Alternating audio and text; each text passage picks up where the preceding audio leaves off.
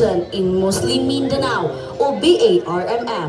Usa ka buhi o kulturalong bahagi nga rehiyon nga nabuhat pinaagi sa dako nga paningkamot alang sa kalinaw o kalambuan.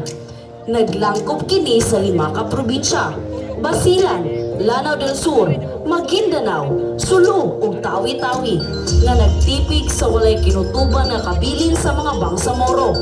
Ang ilang mga tradisyon sama sa pagsulob sa malong o inol ug ang pagsaulog sa Idil-Fitr o Idil-Adha nagpakita sa ilang pagtuo, kalig-on ug kinaadman.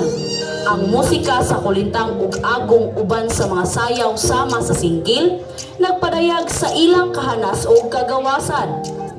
Samtang ang venta, ang ilang bantugan nga bangka nagtimaan sa ilang pagkamakbihon o kahingpit sa kinaiyahan.